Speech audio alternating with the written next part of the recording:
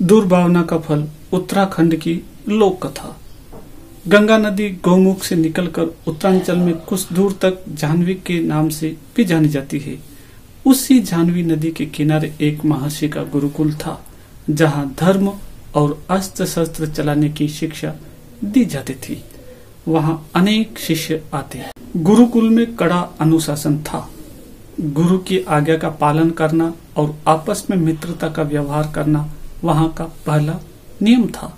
गुरुकुल में अपने बच्चों को भेजने के बाद माता पिता निश्चिंत हो जाते थे। उन्हें गुरु पर विश्वास था कि वे बच्चों को अच्छी शिक्षा और अच्छे संस्कार देंगे। उसी गुरुकुल में विभूति, दक्षेश, सुवास और नवीन भी शिक्षा ग्रहण कर रहे थे। विभूति और दक्षेश बहुत बुद्धिमान थे। हर विद्या सबसे पहले सीख लेते। बस एक ही कमी थी कि दोनों बहुत ईर्ष्यालु थे। किसी और की प्रशंसा न कर सकते थे न सुन सकते थे।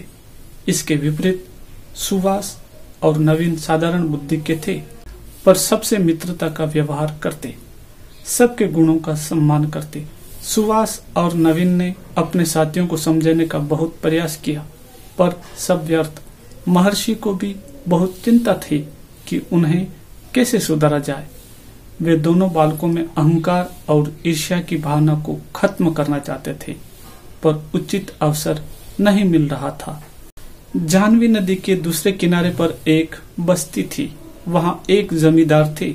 उनकी शिक्षा दीक्षा इसी गुरुकुल में हुई थी। उन्हीं दिनों वे गंगोत्री, यमुनोत्री, केदारनाथ और बद्रीनाथ, जिन्हें उत्तरांचल के 4 धाम कहा जाता है, की यात्रा करके लौटे। उन्होंने एक भोज का आयोजन किया। जमींदार ने सबसे पहले गुरुकुल में संदेश भेजा। महर्षिवर, संदेश वाहक के साथ कृपया अपने 2 योग्य शिष्य भेज देवें। उन्हें भोजन कराने के बाद ही भोज आरंभ होगा। साथ ही मैं उनकी योग्यता के लिए उन्हें सम्मानित भी करना चाहता हूँ। गुरु ने कुछ सोचकर विभूति और दक्षेश को बुलाया और कहा, नदी के उस पार रहने वाले जमींदार ने आश्रम के 2 योग्य शिष्यों को दावत के लिए बुलाया है। दावत के पश्चात वे उनकी योग्यता के लिए उन्हें सम्मानित करना चाहते हैं। गुरुकुल में तुम्हारी विद्या बुद्धि को देखते हुए मैंने तुम दोनों को चुना है। आज ही वहां जाना है। क्या तुम जाओगे? अवश्य, दोनों ने एक साथ कहा। दोनों शिष्य संदेश वाहक के साथ जमींदार के यहाँ पहुँचे। भोजन की सुगंध वातावरण में फैली थी। जमींदार ने उनका स्वागत करते हुए कहा, भोजन तैयार है। आप दोनों दूर से आए हैं।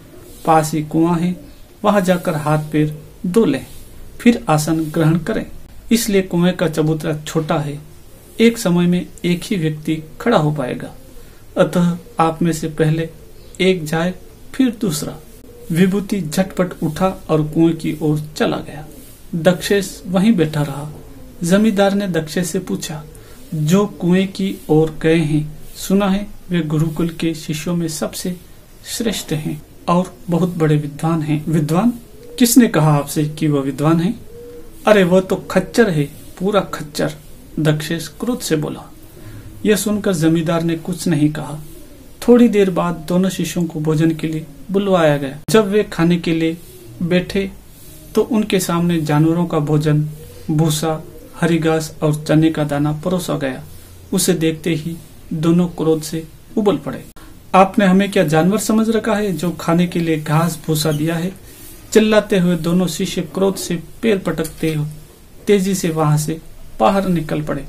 वे लगभग दौड़ते हुए गुरुकुल पहुंचे और सारी घटना महर्षि को बताई।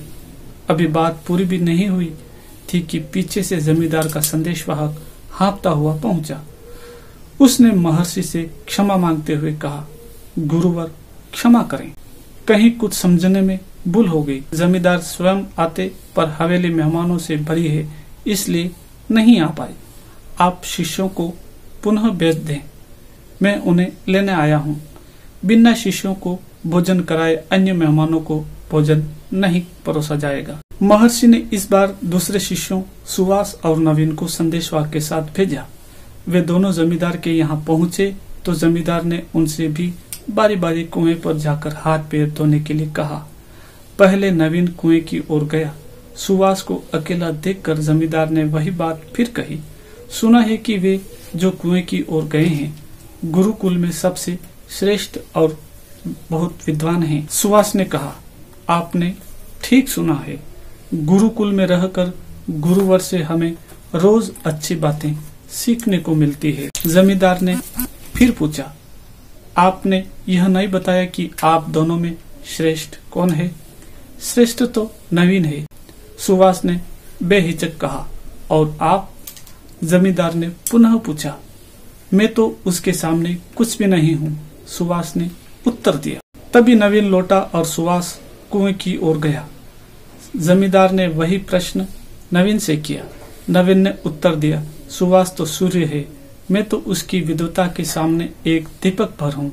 जमींदार उनके उत्तर से संतुष्ट हुए और दोनों का यथोचित सत्कार किया। दक्षिणा में उन्हें 5-5 गायें पुरस्कार स्वरूप चांदी की खड़ाऊ भेंट की।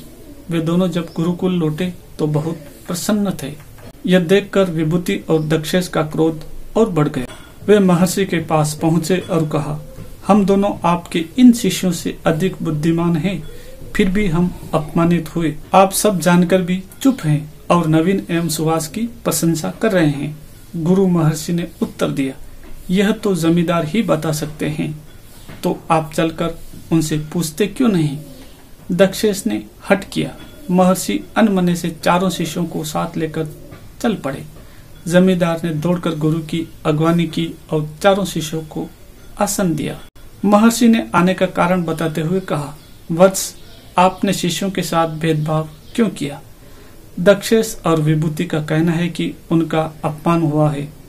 आपको इसका उचित कारण बताना ही होगा, अन्यथा। जमींदार ने गंभीर स्वर में कहा, महर्षि, मैंने आपसे 2 सुयोग्य विद्वान भेजने का आग्रह किया था, पर आपने मेरे यहाँ बैल और खच्चर भेज दिए।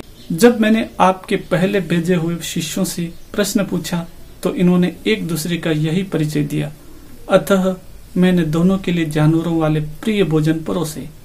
मुझसे कोई भूल हो गई हो तो मैं क्षमा। जमींदार की बात खत्म होने से पहले विभूति और दक्षेश का सिर शर्म से झुक गया। उन्हें अपनी भूल महसूस हुई। उन्होंने जमींदार से क्षमा मांगी।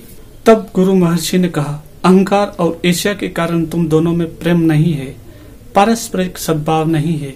इसी कारण तुम दोनों योग्य होकर भी अयोग्य सिद्ध हुए और सभा में अपमानित हुए। वहीं सुवास और नवीन तुम दोनों की अपेक्षा कम योग्य हैं, पर वे विनम्र, शिष्ट और एक दूसरे के प्रति मित्रता का भाव रखते हैं। इसी कारण आज यहाँ सम्मानित हुए।